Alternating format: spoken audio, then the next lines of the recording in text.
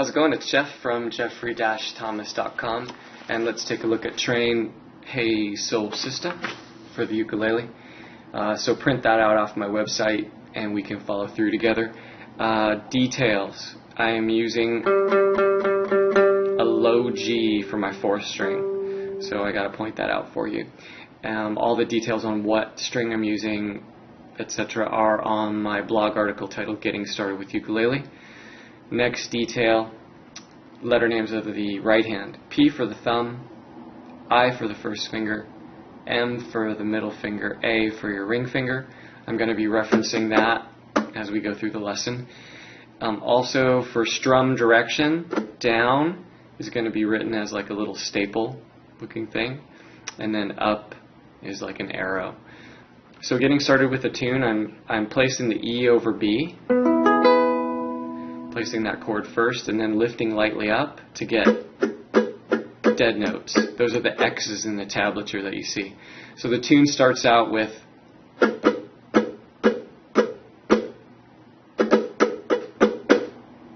up, down, down, down, down, down, just dead notes. So you have the chord placed, but you're not pressing down, so you get that's what those X's are in the tablature. They stand for dead notes. Then you press down on the chord and you start the strumming, which is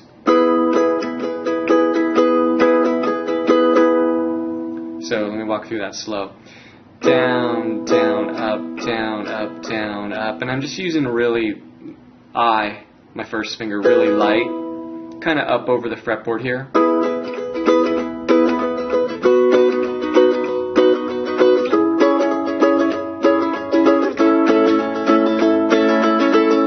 That's pretty much the deal on the track.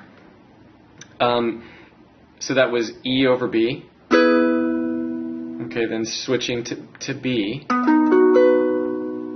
and following the same strumming pattern, right?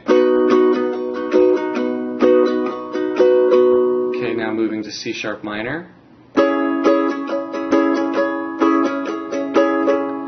And then A. Okay, now the intro verse runs, and you can see that I've written a series of endings. Ending 1, ending 2, ending 4 are the same. Ending 3 and 5 are different. Okay, so basically what's going to happen is you're going to go from the top of the verse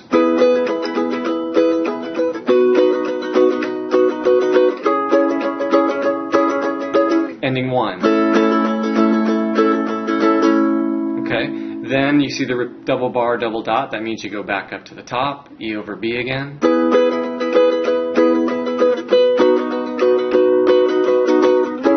Sharp minor, ending 2. Okay, so that's how that works. So we just went through endings 1 and ending 2. Now we go back up to the top of the verse.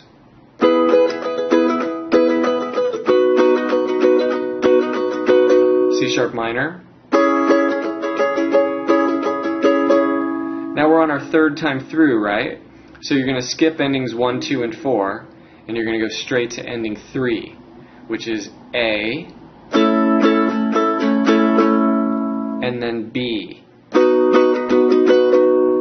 So that is the main difference between endings 1, 2, and 4 and endings 3 and 5. Endings 3 and 5 breaks up the measure between A and B. Okay, so you would follow through those series of endings until you get to the 5th time. Now on your 5th ending, it's going to be the A.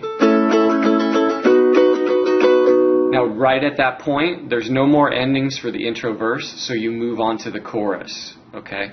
And that's how that works. I know this might be new for some of you, but I'm definitely putting some details in here that are the way music is written. So after you've ran through your 5th ending, you're going to hit the chorus. Now, I've heard a lot of people saying that this is just a 4-chord song. Yes and no. Okay, yes and no. You could start the chorus with just a regular A, which I've seen most people do, but actually if you listen to the recording, it's an A add 9, which is 1 note different from A. Here's A, and then And this is actually a melody note for the singer. Hey, soul sister, right at that point in the tune. So it kind of helps out to have that in the chord. Anyway, I gave you a time marker so you can follow along with the original recording. We're at 51 seconds into the tune, and that's when the first chorus hits. So just continue with that same strumming. Okay, then we have another series of endings. Ending 1 is going to be B. Okay, then we break up the last 2 beats of the measure with E over B. And I'm saying all down on those. It's pretty specific when you listen to the recording. Here, I'll run through the chorus for you slow. Ready, go.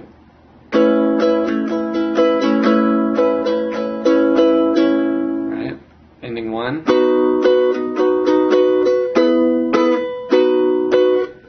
Ending 2.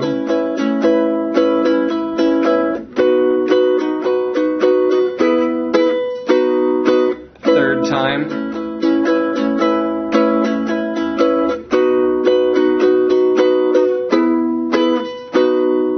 Fourth time.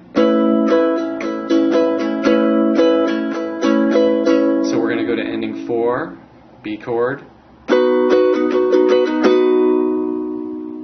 Tonight, or whatever it is that he says right there. So that ending 4 is, and then you're back up to the top. Okay, so not a difficult tune, but obviously a little bit of groove. If you ran it here at 96, I'll jump in on the verse for you, starting with E over B. Ready, go.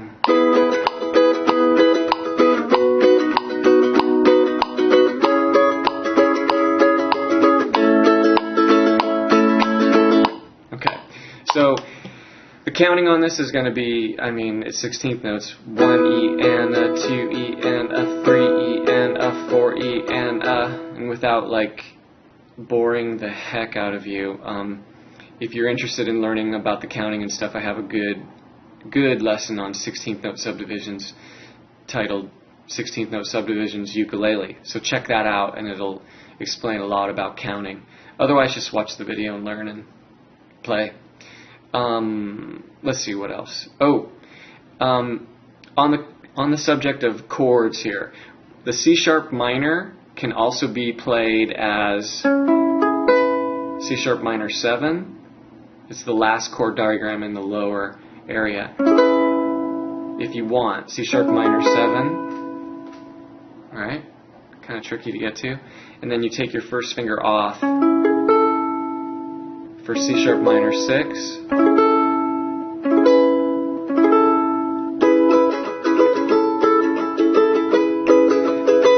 Actually, if you listen to the second verse where it starts to get a little bit more involved with production, it's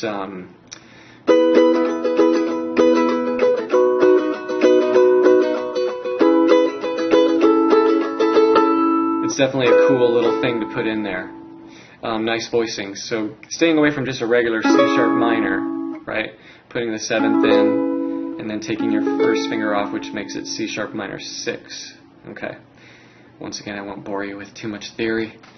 Okay, and then let's finish up with 4 sets of pentatonic patterns for E major. Tunes in the key of E major. So I decided to make sure you had some single note stuff to play. I'm going to go ahead and walk through this just with I and M, alternating with the I and M. And the first pentatonic pattern is going to be here, 1st fret, 4th string. Right? 1, 4 on the 3rd string, 2, 4 on the 2nd, 2, 4 on the 1st, and then you walk right back down.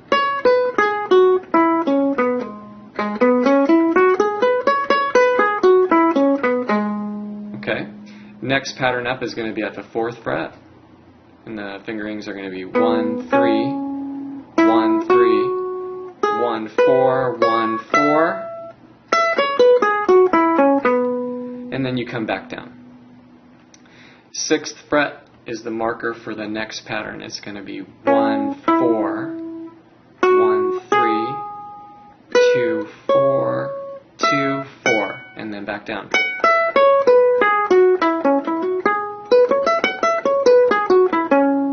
Okay, then the last pattern that really we only have room for. Technically, in pentatonic patterns, there are 5 complete patterns that fit the range. I only wrote 4 here for you.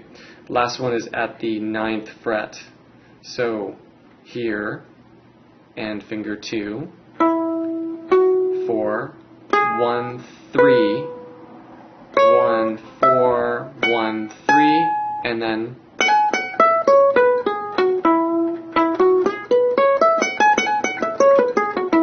so the pentatonics will give you some melody options. Like if you wanted to,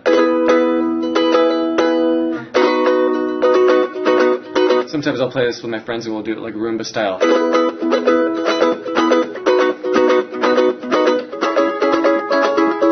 Right? And then just turn it into a big giant jam. And you know, to have some pentatonic patterns for playing the melody, if you want to start picking out the vocal line, these are definitely a good start to get you doing that. It's also important, if you're using a pick on this, you don't have to worry about any of this lettering, but if you are going to play finger style, you want to have that